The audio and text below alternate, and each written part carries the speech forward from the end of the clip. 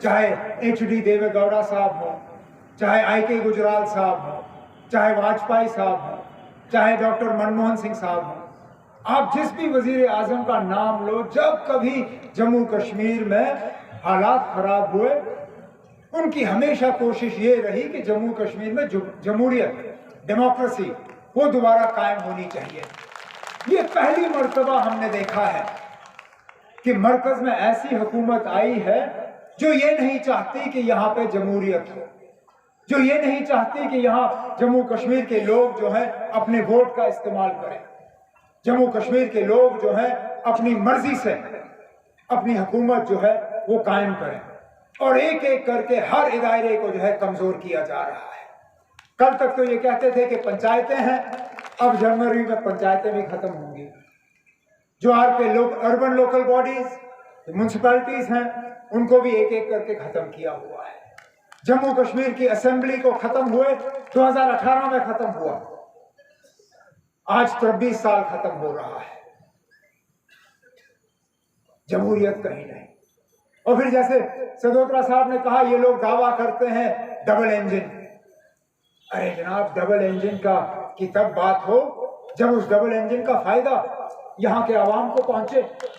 सरकारी मुलाजिम आज परेशान है, सरकारी मुलाजिम को अपना GP फंड तक नहीं मिलता, जिस GP फंड पे हर सरकारी मुलाजिम को उसका हक होता है। GP फंड अपनी जगह, डेली वेजर परेशान, वो डेली वेजर जिसको रेगुलराइज करने का तमाम फाइल तैयार करके रखा हुआ था 2014 से पहले, उसकी सर्वे कराई गई थी, नंबर तय हुआ था, डेली वेजर को रेगुलराइज करने का सारा तौर तरीका सब फिट। ऊपर वाले ने चाहा नहीं था उस वक्त 2014 में हमारी हुकूमत बनना, मामला वहीं रुका। महंगाई, वो कौन सी ऐसी चीज है जिसकी कीमत आज आसमान तक नहीं पहुंची? मुफ्त के चूल्हे बांटे इन्होंने, कहा कि अब घरों में लकड़ी नहीं जलाई जाएगी, चूल्हे बांटे गए, लेकिन हमारी बहनों को, माओं को यह बताना भूल गए कि चूल्हे के साथ आपको सिलेंडर भी खरीदना होगा, और हर महीने की सिलेंडर की कीमत जो है वो हम चढ़ाते रहेंगे जब तक कि वो सिलेंडर खरीदने के आप काबिल नहीं रहोगे। राशन, आज राशन हासिल करने के लिए कितनी तकलीफ, और राशन का जो स्केल है एक एक करके उसको कम किया गया। हम वो लोग हैं जो 2014 के सैलाब के बाद पूरे जम्मू कश्मीर को 6 महीने मुकम्मल मुफ्त राशन का जो है हमने ऐलान किया था, इस बात के बावजूद कि हर इलाके में पानी नहीं चढ़ा था। लेकिन हम जानते थे कि उस सैलाब का नुकसान बेशक पानी से ना हुआ हो, लेकिन हालात बिगड़ गए थे, और हम चाहते थे कि लोगों को ज्यादा तकलीफ ना हो, तो मुफ्त में हमने 6 महीने जो है यहाँ राशन का ऐलान किया था। बिजली का निजाम,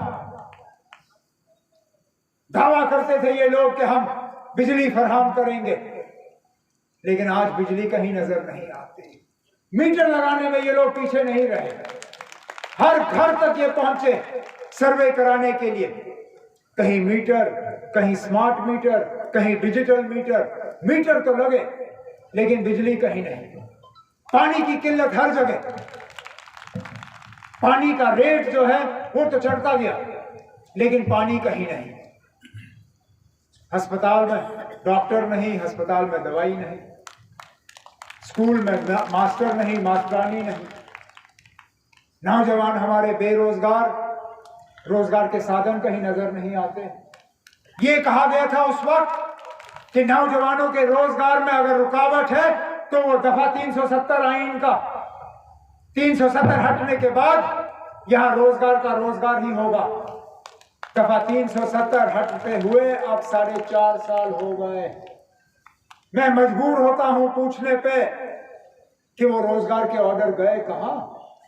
कहां है वो रोजगार के ऑर्डर जो हमारे नौजवानों को मिलने थे?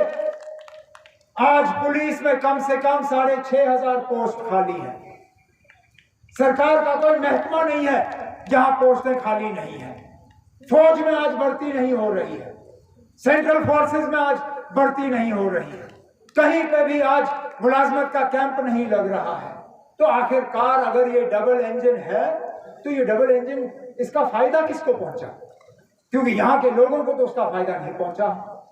अगर यहाँ के लोगों को उसका फायदा पहुंचा होता तो शायद ही यहाँ पे कोई कुर्सी भरी होती, लोग अपनी जगह मुतमैन होते, लोग आज एमपी साहब के प्रोग्राम में होते, लोग आज वो क्या कहते हैं ग्राम सभा के प्रोग्राम में होते।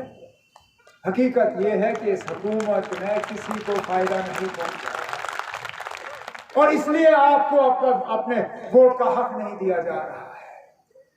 अफसोस होता है हम जैसे लोगों को, क्योंकि जम्मू कश्मीर में दोबारा जमहूरियत कायम करने के लिए कुर्बानियां इस जमात ने दी। 1996 में 1996 जब कोई इलेक्शन लड़ने के लिए तैयार नहीं था, तब ये जमात सामने आई। नेशनल कॉन्फ्रेंस ने कहा कि हम इलेक्शन लड़ेंगे। उस वक्त पाकिस्तान ने भी इस जमात को खत्म करने की कोई कोशिश जो है बाकी नहीं रखी। कितने सारे हमारे उम्मीदवार, उनको गोलियों का निशाना बनाया गया, उनको बम से उड़ाया गया, उनके घर तहस नहस हुए। मेरे साथी जो यहाँ स्टेज पे बैठे हैं, चाहे वो सागर साहब हो, मियां अल्ताफ साहब हो, अजय सदोत्रा साहब हो, हमारे एजाज जान साहब के वालिद साहब हो, इन पे कितने हमले हुए 1996 और 96 के बाद, सिर्फ इस वजह कि हमने यहाँ जम्मू कश्मीर में दोबारा जमहूरियत कायम की। इसलिए अफसोस होता है ये देखते हुए कि आज भी इतने साल बाद हमें जमहूरियत के लिए जिद्दोजहद और लड़ाई करनी पड़ती है। हमें अपना हक मांगना पड़ता है, जिस हक के लिए बाकी रियासतों में उनको जिद्दोजहद करने की जरूरत नहीं पड़ती। अपने वक्त पे इलेक्शन होते हैं। पिछले दिनों आपने देखा होगा तेलंगाना में अपने वक्त पे, मध्य प्रदेश अपने वक्त पे, छत्तीसगढ़ अपने वक्त पे, राजस्थान अपने वक्त पे।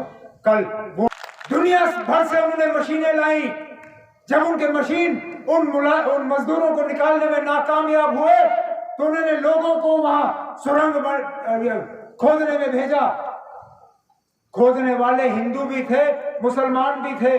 जो सबसे पहले अंदर गया वो मुसलमान था और जिनको बचाने के लिए गए उनमें से किसी ने ये नहीं कहा जनाब आप मुसलमान हो, हम आपके हाथों बचना नहीं चाहते, हम इंतजार करेंगे जब तक हमें कोई हिंदू नहीं बचाने आता। यही इस मुल्क की खासियत है, यही इस मुल्क की ताकत है कि हम आपस में मजहब को देख के बंटने के लिए तैयार नहीं। हालांकि बराबर कोशिश की जाती है, हमें लड़वाने की कोशिश की जाती है, हमें अलग करने की कोशिश की जाती है। यहां जब सीटों का नक्शा दोबारा ये खींचा गया डिलिमिटेशन के तहत, समझ में नहीं आया क्या सोच के किया इन्होंने। सुंदरबनी नौशहरा एक कॉन्स्टिट्यूएंसी थी, कालाकोट एक।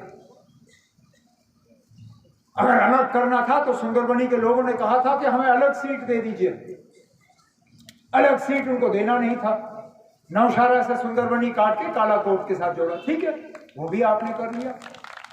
अब जब पार्लियामेंट की सीट पे बात आई तो ये इलाका काट के अनंतनाग के साथ डाला।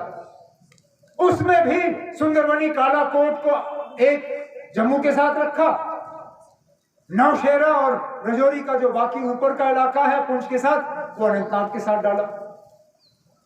अब कोई मुझे समझाए ना इसके पीछे वजह क्या समझ के किया, क्या सोच के किया, समझ में नहीं आता।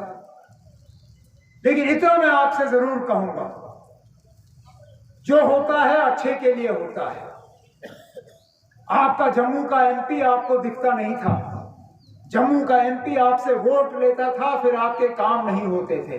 लेकिन इस बार मैं आपको यकीन से कहता हूं, नेशनल कॉन्फ्रेंस का उम्मीदवार यहां से वो होगा जो नौशहरा में भी दिखेगा, जो रजौरी में भी दिखेगा, जो पुंछ में भी दिखेगा, जो अनंतनाग में दिखेगा, जो कुलगाम में दिखेगा, जो वच्ची में दिखेगा। बेहतरीन से बेहतरीन उम्मीदवार नेशनल कॉन्फ्रेंस की तरफ से हम आपके सामने पेश करेंगे, ताकि इस बार जब आप एमपी को वोट दोगे तो नेशनल कॉन्फ्रेंस के एमपी को वोट देके आप यहां से कामयाब करके भेजोगे, ताकि सही माने में आपकी नुमाइंदगी होगी, सही माने में आपके जज्बातों की तर्जुमानी होगी, सही मानों में आपके हकूक के लिए लड़ा जाएगा और आपकी आवाज जो है वो बुलंद की जाएगी वहां पे। मैंने बहुत सुना था अपने मेजबान सुरेंद्र चौधरी साहब के बारे में। मैंने सुना था कि बड़े मेहनती हैं, बड़ा काम करने वाले हैं, लोगों के साथ इनका तालमेल बराबर का रहता है, अपने इलाके को बहुत संभाल के रखा हुआ है। लेकिन सुनने में और देखने में बड़ा फर्क होता है। सुना मैंने बहुत था, लेकिन जितना सुना था शायद कम था। आज आंखों सामने ये जरूर साबित हुआ था कि जितनी मैंने आपकी तारीफ सुनी थी कम सुनी थी। अब मुझे अपने साथियों से जरूर गुजारिश करनी होगी, खासकर अपने एडिशनल जनरल सेक्रेटरी जनाब अजय सडोत्रा साहब से और अपने सूबाई सदर जनाब रतन लाल गुप्ता से। जनाब, ये तो जाहिर है कि मेहनत करने वाले आदमी हैं, इनको जाया होने मत दीजिए जनाब।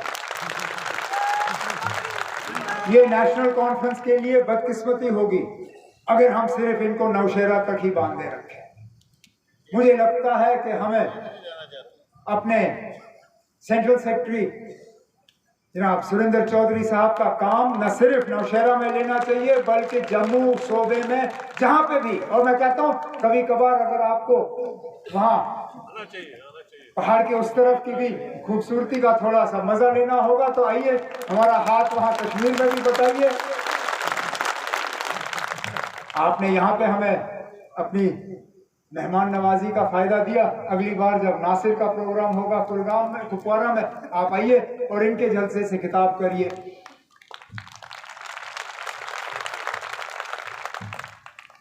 मैं आप लोगों को सिर्फ एक यकीन दिलाना चाहता हूं, क्योंकि काम तो यहाँ बहुत गिने गए, चाहे वो कॉलेजेस के हिसाब से हो, चाहे बाकी चीजों के हिसाब से हो, करना बहुत कुछ है।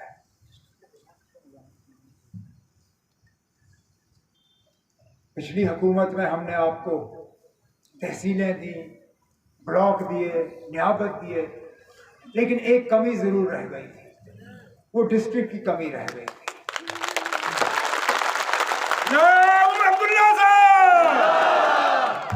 मौका मिलेगा, ऊपर वाले ने चाहा और एमएलए हमारा अपना होगा। वो जो पिछली बार कमी रह गई थी, आगे जाके वो कमी भी हम पूरी करके आपको दे देंगे। उम्मीद सिर्फ यही है कि इस झंडे को आप मजबूती से थाम के रखें।